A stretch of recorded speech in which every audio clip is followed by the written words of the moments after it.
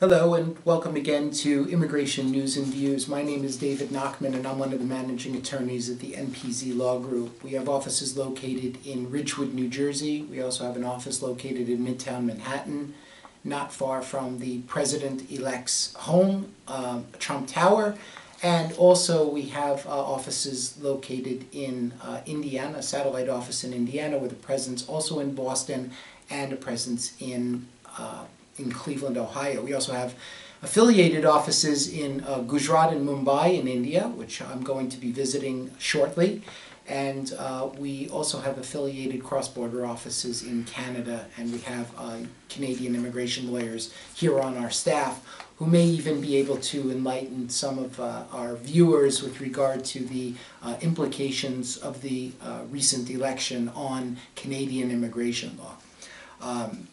What I'd like to do today is to just touch on, we put together a presentation regarding some of the initiatives of the President-elect Trump with regard to U.S. immigration and nationality law, and I'd like to just touch upon a couple of those initiatives and let our viewing audience know what these initiatives are and then what our view of those initiatives are.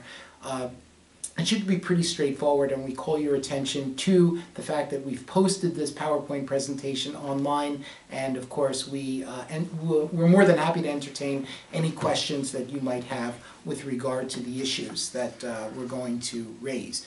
But first and most importantly is that President-elect Trump had raised the concept of an impenetrable wall on the southern border, and what's interesting about that is that obviously, the Republican platform continues to be defense spending and government spending, so it's not a surprise to us that the wall, of course, is one of the cornerstones of his immigration initiatives. And I'll remind everyone that if you take a look back at the McCain-Kennedy bill, which was proposed many years back and actually was subsumed within the newer comprehensive immigration reform bills, that giving defense contracts to companies like Boeing and Northrop for these types of initiatives is very consistent with the Republican initiative and hopefully will spark jobs, certainly jobs, and of course increase security. So this type of initiative has been something that's sort of been bandied about for many years, so it's nothing new. And again, I think the idea behind it is that if you have government spending and you have government contracts, then of course what that does is feeds back into the concept of trickle-down economics, and that will increase jobs and to improve the economy. Another initiative is that President Obama is seeking to end catch and release, but we know that President Trump is seeking to, the President-elect Trump is seeking to eliminate catch and release. But we know that President Obama has also been talking about eliminating catch and release, and also has been working closely with the Customs and Border Protection to ensure that individuals who are threats to our society are potentially eliminated by being removed immediately, as opposed to being removed and let go back into our society. So it's not. This is again. It's nothing new to end catch and release, and it's also something that President Obama has been touting for many years. The one that's probably interesting, the next initiative that President-elect Obama was talking about is deporting illegal immigrants. And the deportation of illegal immigrants is something that obviously, when it was set forth in the campaign, was a very radical position, and he said obviously to get rid of Muslims. And first of all, I think the most important thing for everyone to understand is that if you take a look at some of the GAO reports and some of the reports that were done by some of the other third-party organizations, the numbers are pretty staggering about how much it costs to deport a person from the United States. I think the numbers are something like between $5,000 and $12,000 per person. If you take $5,000 and $12,000, you multiply that by 13 million, there are not going to be enough zeros on your calculator. In fact, when I ran those numbers, I think I got an error sign. So it's highly unlikely that there's going to be a mass deportation. This is not something which I think is realistic, but I think that one of the things that will continue, which has been implemented already under the Obama administration, is that individuals who are criminals, and especially criminals who are felonious criminals, they will continue to seek to exclude those individuals from the United States, put them into removal proceedings if they're here, and remove them, or continue to remove them on an expedited basis at the borders. So this is something which obviously, again, I think that the deportation concept is radical. I think that it's not any surprise that, that it's a radical concept. However, how something like that can be implemented from a practical standpoint stands to be determined. So we're cautiously optimistic that that's not an initiative that ultimately will end up coming to fruition. One of the other things that President-elect Trump was talking about during his campaign is ending sanctuary cities. Sanctuary cities are cities that where there are special provisions which allow for individuals who are foreign nationals who may not have status to be able to not be put into removal proceedings.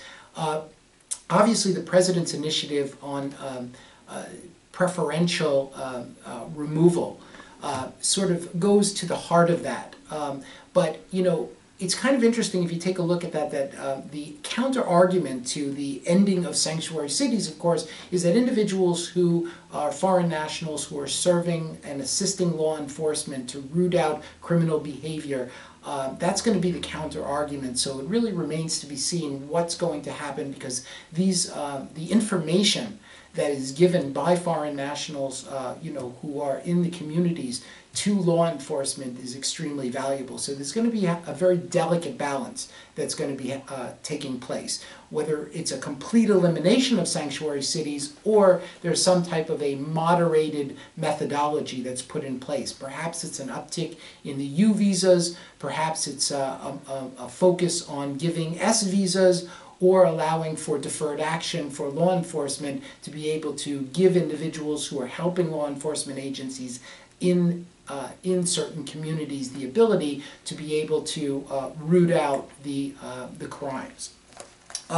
There's discussion about ending DACA and ending DAPA. Of course, the president-elect during his campaign talked about completely eliminating the executive actions or the executive decisions that were made by President Obama back in March of 2014.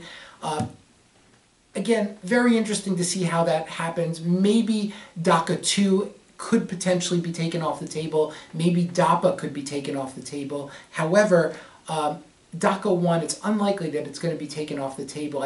I firmly believe that DACA 1 will remain on the table because it would be political suicide for President-elect Trump to take a position to withdraw DACA 1, since he would be pulling the rug out, essentially out from under a Hispanic voting bloc, which he's already done tremendous, he's already taken tremendous steps to alienate them. And I think that now, in the interest of conciliation and bringing the nation back together, to pull out the rug from under these individuals would be sort of traumatic and would be extremely alienatory. I believe that DACA 1 may stay online.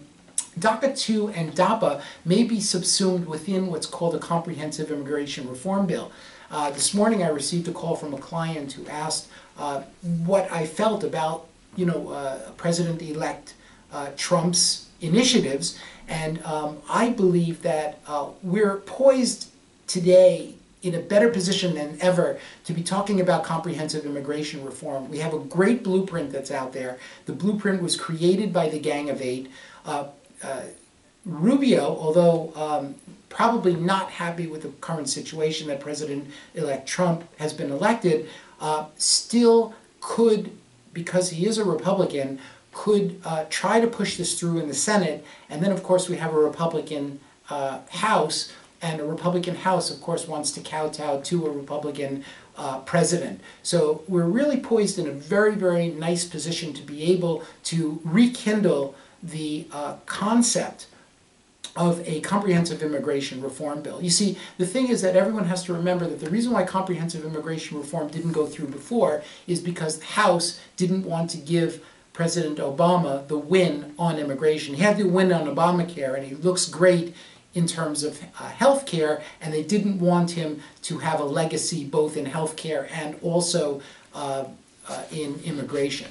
Of course, that legacy now probably will end up getting diminished. However, that was the politics of it. So again, I firmly believe that we're poised very, very well. And again, we remain cautiously optimistic that there may be a possibility that comprehensive immigration reform may go through. There are several other initiatives which are set forth in the PowerPoint presentation, which we've promulgated. If you would like to take a look at them, we also have we've put forth bullet points about our thoughts about some of these initiatives. I think with moderation, which is what any good president will do, is moderate their positions on anything. There is, again, the possibility of being able to handle the U.S. immigration laws in a way that will not cause tremendous upset or listing of the boat, as it were. If you or any members of your family, your friends, have any questions at all about the U.S. immigration law or with regard to Canadian immigration, please feel free to give us a call at the telephone number on your screen, 201-670-0006, extension 107. We'll be more than happy to assist you in any way we can. Thanks very much for being with us.